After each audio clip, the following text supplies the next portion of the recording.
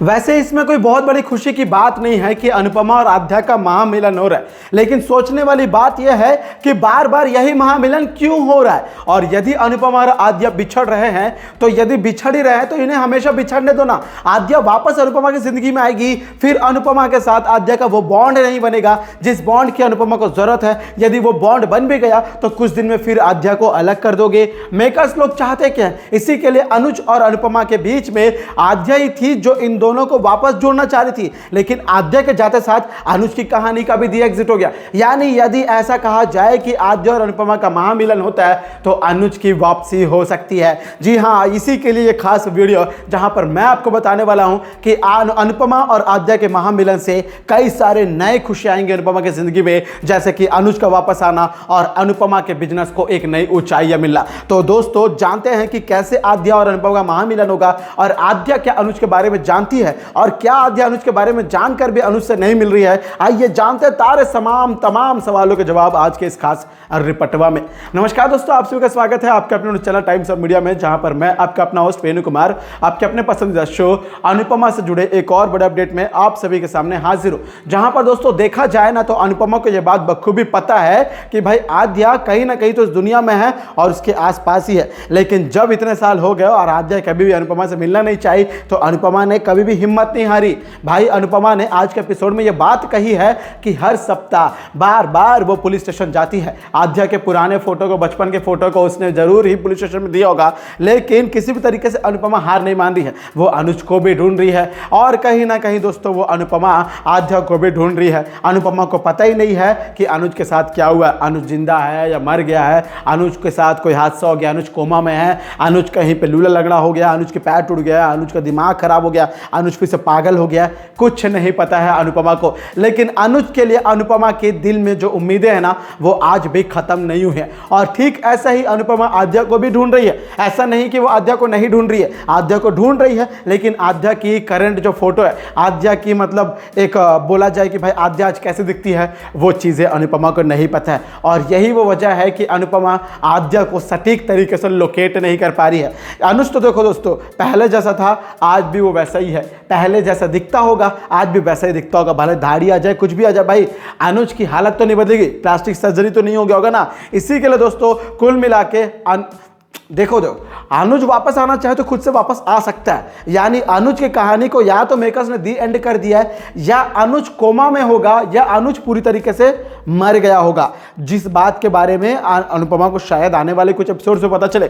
क्योंकि देखो दोस्तों अभी लीप के बाद कहानी में ना बहुत सारे सस्पेंस है। सबसे पहला कि अनुज के साथ क्या हुआ है ये सस्पेंस है, आद्या द्वारका में रह रही है, कहाँ पे कैसे सर्वाइव कर रहा है उसने, और जिस दिन वहां से निकली थी उस दिन उसे कौन बचाया था ये भी एक ट्विस्ट बचा हुआ, ये भी एक सस्पेंस है।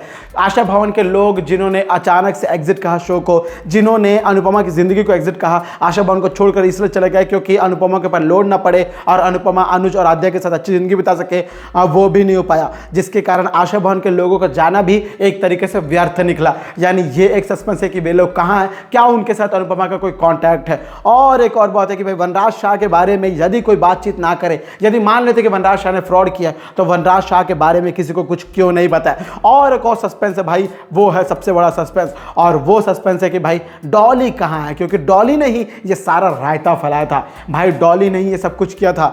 डॉली को अपनी बेटी मीनू और सागर की जो शादी हुई थी उसका बदला लेना था, जिसके चक्कर में उसने डिम्पी की मौत का फायदा उठाकर आद्या को अनुपमा से दूर कर दिया।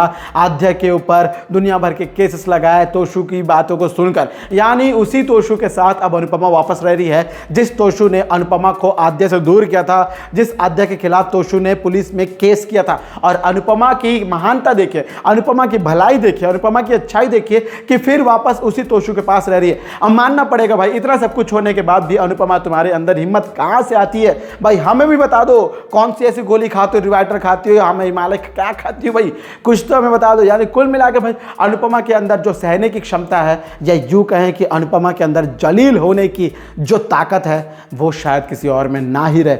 भाई इंडियन टेलीविजन सीरियल के चार्ट पे, टीआरपी चार्ट में नंबर 1 पे है ये शो, लेकिन अभी भी अनुपमा की जिंदगी में उसे ऐसा कुछ कामयाबी नहीं मिला है जिससे भारत के स्त्रियां, हमारे देश की स्त्रियां प्रेरित हो सके। भाई देखा जाए ना, मेकर्स क्या दिखाना चाहते हैं कि वुमेन एम्पावरमेंट दिखाना चाहते हैं। इंडियन टेलीविजन सीरियल्स में अनुपमा के साथ जो भी कुछ हो रहा है उसे लेकर कई सारे लोग देखते हैं, डेली उसे प्रेरित होते हैं। और ऐसे में यदि आज भी अनुपमा सक्सेस नहीं हो पा रही है जिंदगी में, तो इसका असर सीधे से समाज पर पड़ेगा, जो शायद मेकर्स के लिए सिर्फ और सिर्फ टीआरपी का गेम बनकर रह गया। लेकिन ये लोग नहीं जान पा रहे हैं कि भाई असलियत में क्या प्रभाव पड़ता है। इसी के लिए मैं तो बोलता हूं कि भाई अनुपमा को ना सक्सेस देना चाहिए। परिवारवाद को छोड़ दो भाई, ये सब कुछ में कुछ नहीं रखा है, बिजनेस वगैरह सब छोड़ो। मैं तो बोलता हूं कहीं जाओ और सन्यासी बन जाओ। ना अनुज है तुम्हारी जिंदगी में, ना आध्या है, तो तुम्हारी जिंदगी का मकसद बच्चा ही नहीं है। ऐसे में फिर भी अनुपमा तुम शाह परिवार की जिम्मेदारी लेकर आज भी वहीं पर स्टक पड़ी हो, ये बहुत ही सोचने वाली बात है भाई, बहुत ही अचरज वाली बात है। मुझे तो समझ में नहीं आ रहा है कि अनुपमा तुम ऐसा कैसे कर सकती हो।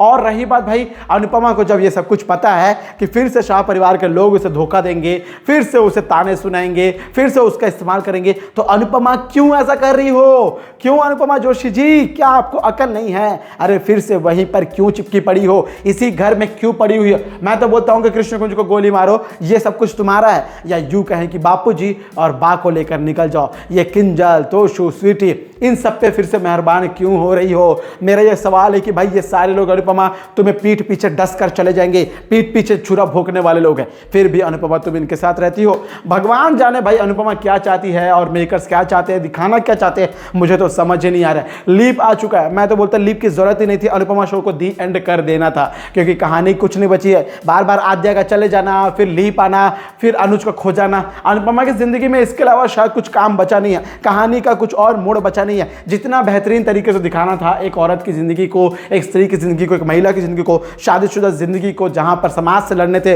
विचारधाराओं से लड़ना था, सारी चीजें सही दिखाई। लेकिन अब शायद अब कुछ बचा नहीं है। मुझे लगता है कि अब अनुपमा को सरेंडर कर देना चाहिए, मेकर्स को इस शो को पूरी तरीके से टर्मिनेट करके बंद कर ही देना चाहिए, मेरा ऐसा मानना है। अब आपका इसके बारे में क्या ओपिनियन है? और क्या आपको भी लगता है कि अनुपमा के शो में लीप को नहीं लाना था?